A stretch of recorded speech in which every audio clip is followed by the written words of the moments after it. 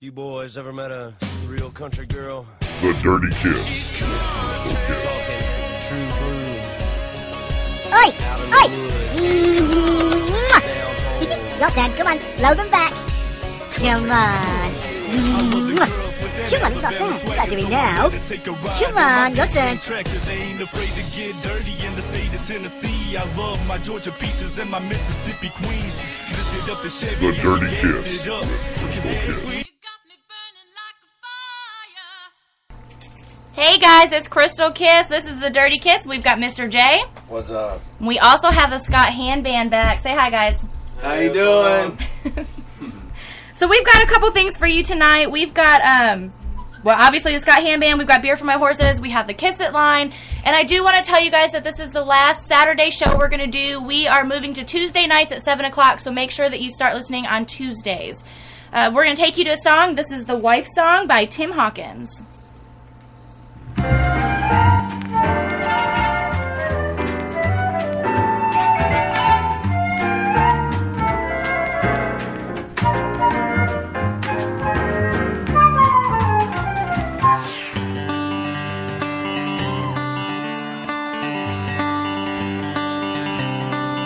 I did the choreography myself.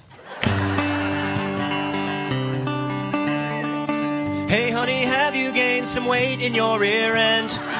The dress you wear reminds me of my old girlfriend. And where'd you get those shoes? I think they're pretty lame. Would you stop talking, cause I'm trying to watch the game? If you're a man who wants to live a long and happy life, these are the things you don't say to your wife.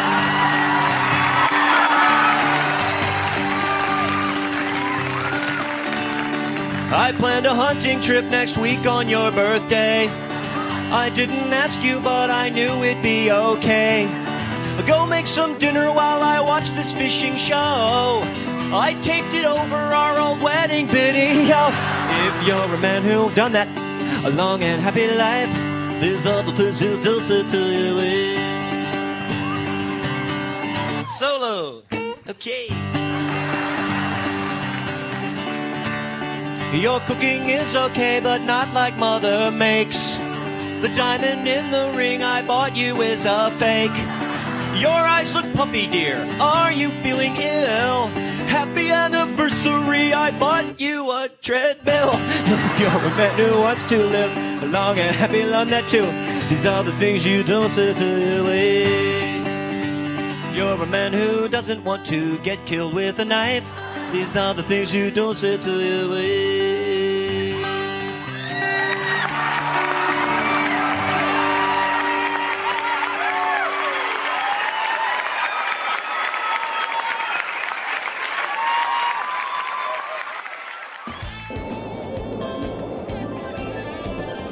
Most dealerships will tell you that it is a great deal. It's a no-brainer.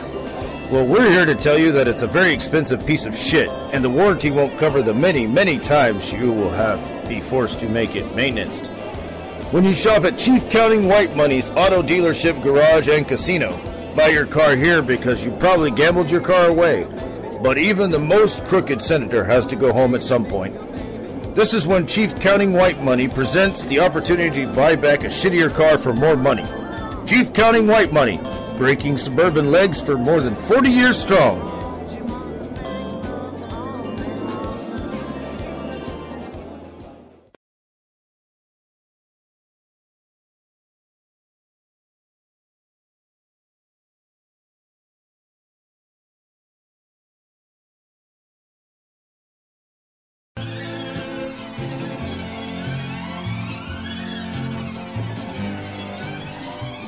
This magic moment. Titties are really important. Titties are really important. Titties make you quiet. Titties make you go, shh, there's some titties.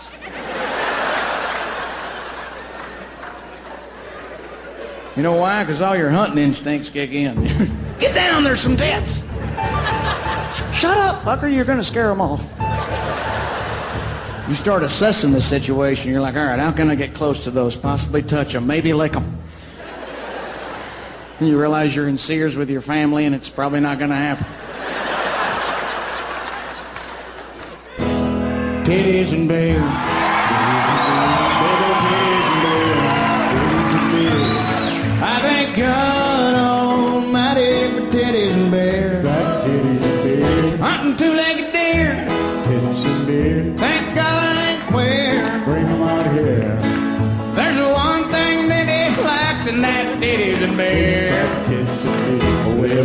wings and beer.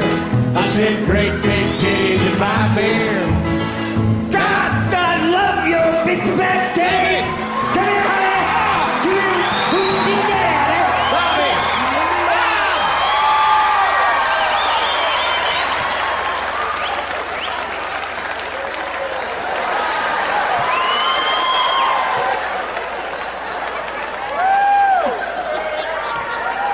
That man is a deacon in his church. They don't know he does that. We wrote one for the girls that goes, wieners and wine. Wieners and wine. Little wieners and wine. Aren't they fine? If you like a little wiener and wine, you can have some of mine. Little wieners are fun. I'll shove it into your bun. Bobby. And I'll watch the goose run. Bobby. Bob! Bobby!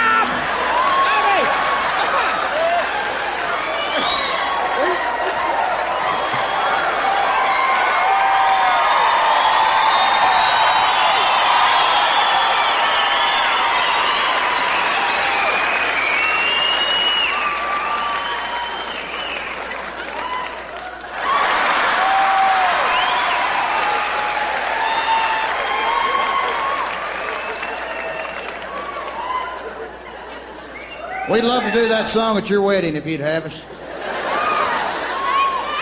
That's a great song to usher in your in-laws with. Is he singing wieners and wine? Yes, he is, Grandma. Sit down. You're going to love the next one. You're listening to TFOK Radio. TFOK Radio, the station that rocks the TFOK nation. We're back. This is Krystal Kiss. We're back! Oh, there it is. I was waiting on it.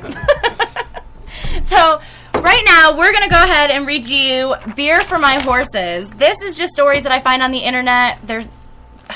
I shake my head when I read this stuff. I don't even know what to think half the time. Okay, so the first one is called, this one is A Woman Pinned for Hours Under Drunk Son. This is ridiculous.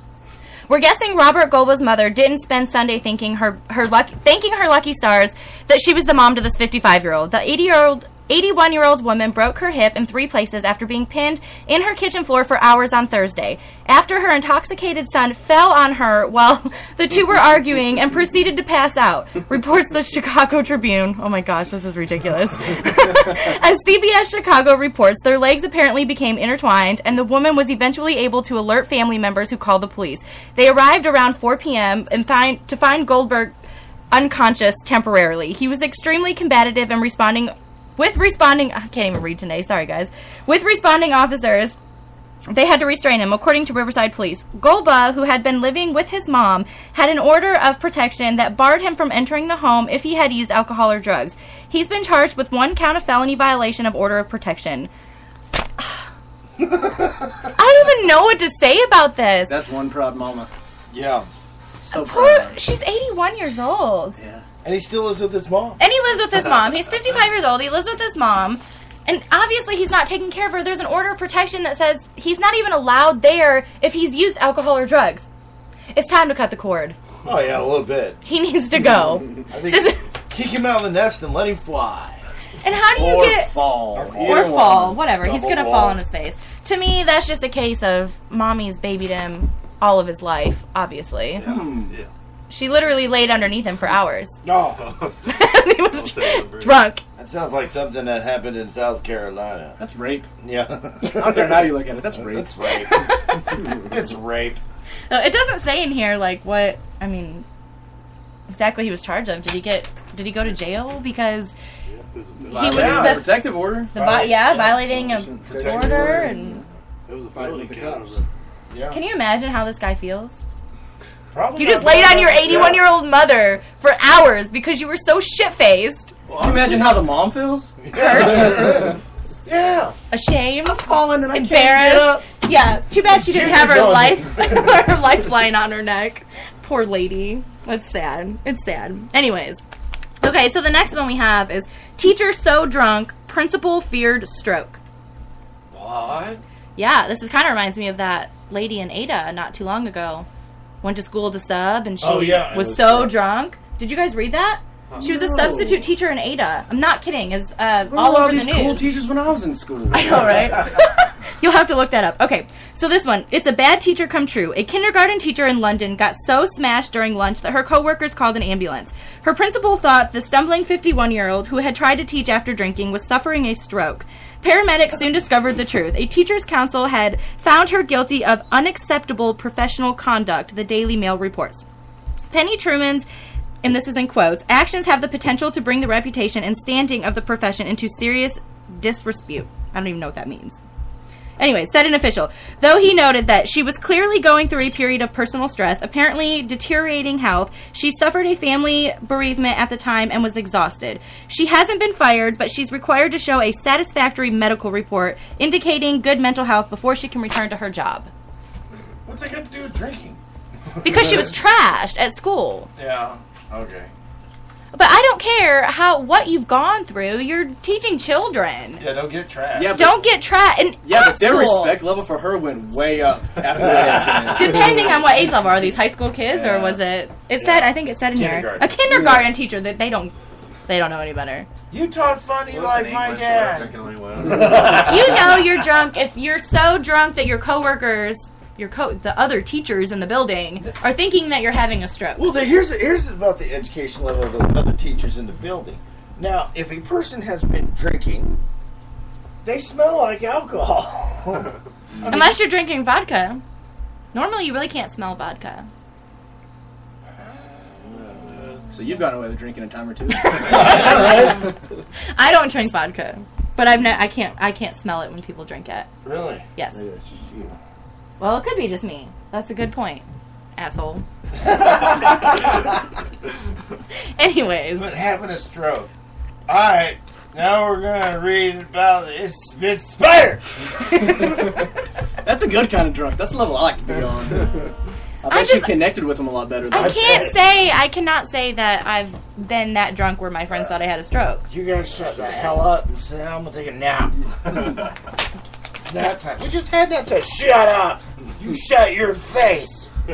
I don't know. You guys, seriously, you've got to read the article about that lady in Ada. She was a substitute. They called her in, and she just said she drank. There's a whole video on it. It's hilarious. They called the cops on her, and she admitted to drinking, and it was like she went to the bar, and her hair was completely messed up, and like you just threw on clothes. You didn't do nothing. You just threw on clothes and went to the school and was going to teach these kids. Bar hopped all night. Stupid. She's obviously doing the right thing. Sprayed some Febreze under her armpits. Changed shirts. It makes me ashamed, though. There's actually in Oklahoma, like right down the road from us. I can't believe you guys didn't hear that. Anyways, okay, so the last beer for my horse's story that I have is man brings beer to DWI hearing. That's just a dipshit all in itself. Like, this can't be good. Okay. That's what I'm He ain't no quitter. He's no quitter for sure. You're not going to stop this guy. Okay, so this says, late, drunk, and carrying an open can of Busch beer is no way to show up to a DWI hearing. Upstate New Yorker Keith Gruber, who has a prior DWI conviction, was more than an hour late for the 10:30 a.m. hearing and had 4 or more unopened cans of beer in his bag, authorities said. The judge asked Gruber if he enjoyed his liquid lunch, then revoked his bail and sent him to jail. Damn it. That's like the guy we talked about a couple weeks ago on the Friday night show. Guy stole a car so he wouldn't be late to court.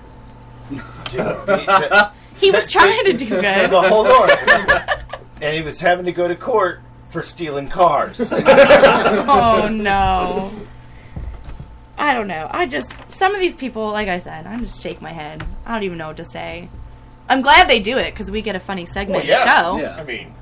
And we can sit here and laugh and make fun of them. But he not only showed up with an open container to his court hearing, a DWI court hearing, but he also had 4 more. Well, you know. Do you remember? This is hilarious. Part of the whole story was the Busch. Was the Busch beer? He can't even afford good beer. At least it wasn't Natural Light. So, Mr. J, do you remember when we worked downtown? We used to work together.